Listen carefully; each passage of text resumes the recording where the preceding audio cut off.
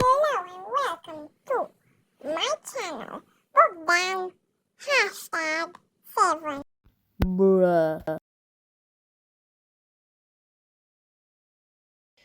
Formula One has always been one of the best known motorsport series in the world, alongside IndyCar, NASCAR, WEC, WRC, and more recently, Formula E. We've already covered Formula One's history up until 1997, and today we're going to discuss that season. Let's dive right in.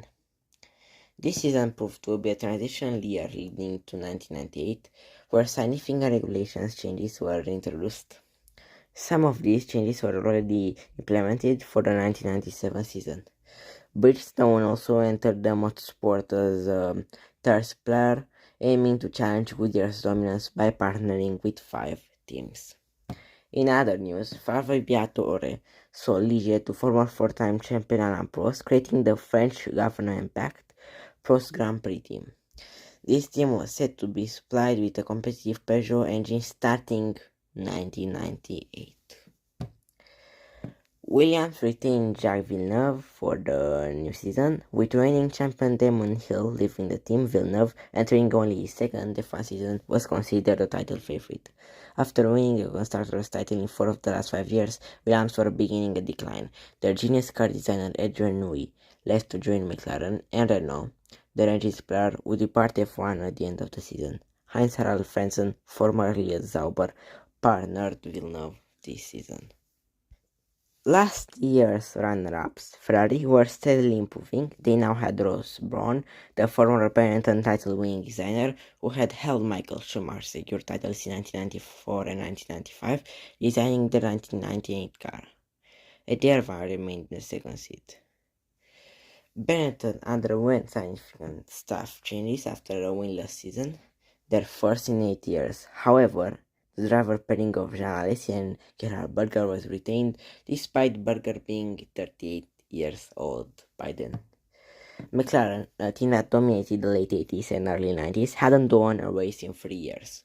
With Adrian Newey joining, hope was on the horizon. Fully recovered from his severe accident in Australia in 1995, Mika Hakkinen aimed for his first Grand Prix win, with David Coulthard continuing as his teammate.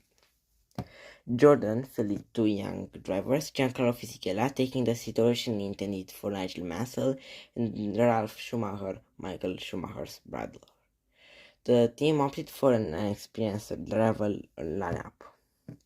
Prost began their Formula One journey with Olivier Panis and 26-year-old Shinji Nakano.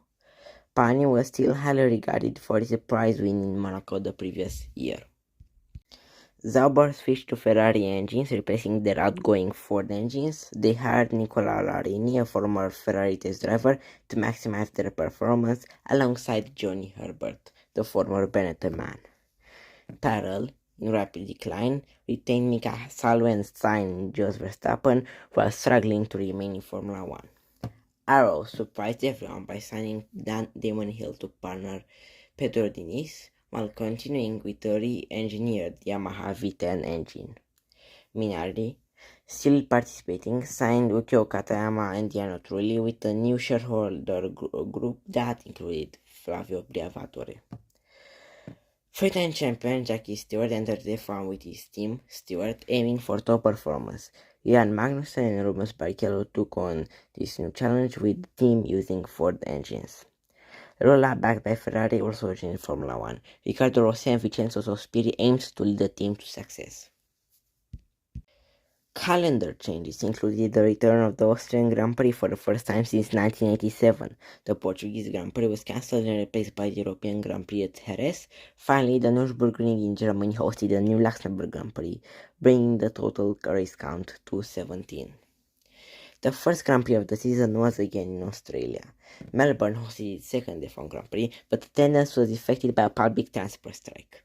In qualifying, Villeneuve secured a commanding pole position with Frentzen second. Schumacher and Irvine qualified third and fifth for Ferrari, alongside the McLarens.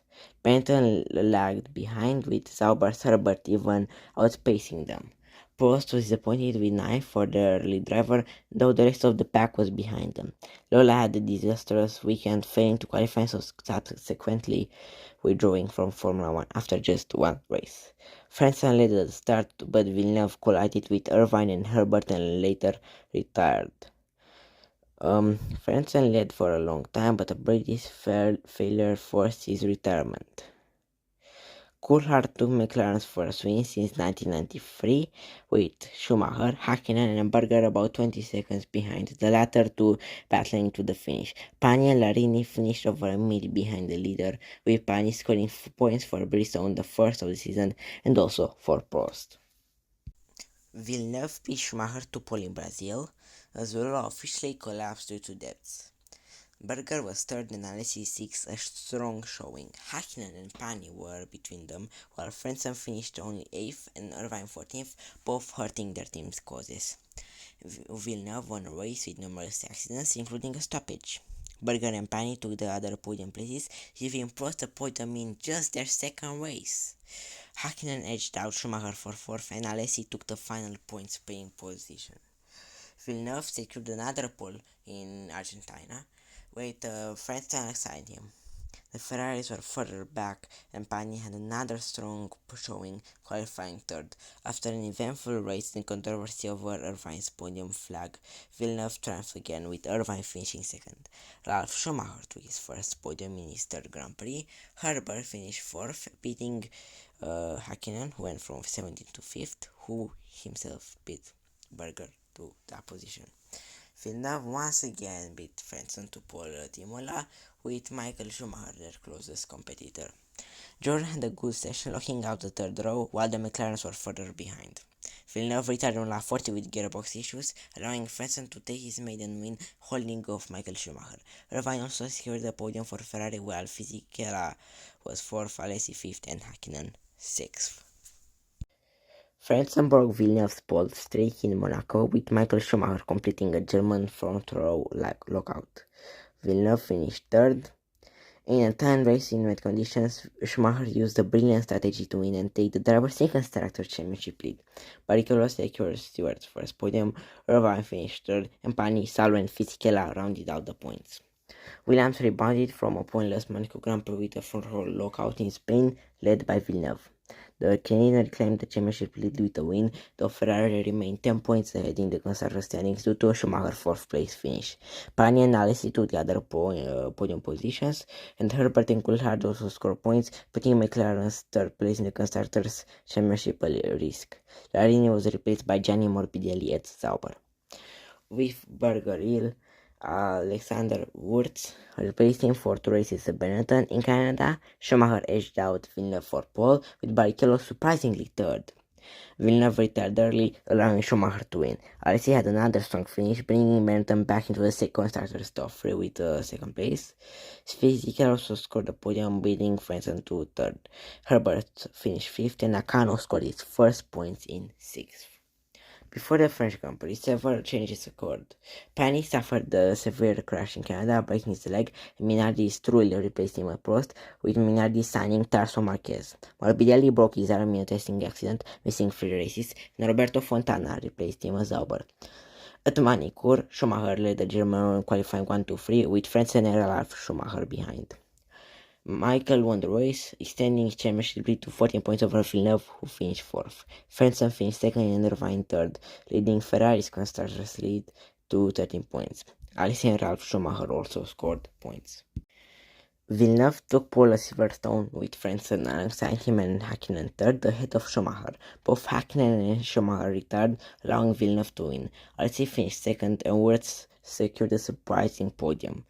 Coulthard beat Ralf Schumacher to 4th, and Hill finally scored points for Arrows. Returning Berger, still recovering from illness and his father's death, took an amazing pole to win for Benetton in Germany. Schumacher finished 2nd, held by Villeneuve's spin. Hakkinen took the final podium spot and truly beat Ralf Schumacher to 4th, with Alesi completing the points. Both Williams cars failed to score points. Schumacher beat Villeneuve and Hill to pole in Hungary, but finished only fourth in the race, just ahead of his brother. Nakano finished sixth, while former teammates Villeneuve and Hill finished 1-2, with Villeneuve winning. Sauber took an unexpected podium with Herbert third. In Belgium, Villeneuve beat Alesi to pole with Schumacher third. Schumacher won the race, with Fisichella and Frentzen on the podium, while Hakkinen was qualified from third due to a fuel irregularity. Herbert, Villeneuve and Berger completed the points. Alesi took a shock pole in Italy, with Frentzen also on the front row. Coulthard won the race with Alesi second. Frentzen beat Fisichella to third and Villeneuve beat Schumacher to fifth. Villeneuve took pole and won in Austria, with Coulthard second and Frentzen third, making Williams the new constructors lead. Fisichella beat the two Schumachers to fourth. With 3 races left, Villeneuve trailed Michael Schumacher by just 1 point, setting up a dramatic title finale. At the Nürburgring, Hakkinen surprisingly took pole, with both Williams cars ahead of the Ferraris. Villeneuve won the race and took the championship lead, with Alesi and Frentzen also on the podium. Berger, Diniz and the returning Pani scored points. Both Ferraris retired. In Japan, Villeneuve narrowly beat Schumacher to pole, but was disqualified for ignoring yellow flags, giving Schumacher a 1-point lead in the race win. Frentzen, Irvine, Hakkinen, Alesi and Herbert followed. Williams secured the Constructors' Championship. Gianni Morbidelli crashed and was again replaced by Fontana Sauber due to an injury. In the season finale at Jerez, the classic one, Villeneuve, Schumacher and Frentzen set identical qualifying times, starting in that order because on when they set their times. Schumacher aggressively collided with Villeneuve, resulting in his disqualification from the championship. Villeneuve finished third, securing his first title. McLaren finished 1-2, with Hakkinen taking his first race win, and Berger finished his final race fourth, ahead of Irvine and Frentzen. In a dramatic season, Williams secured the championship, and as seen in Jerez, another team was now on the rise. Until next time, when we'll discuss the next season, like, subscribe, and goodbye.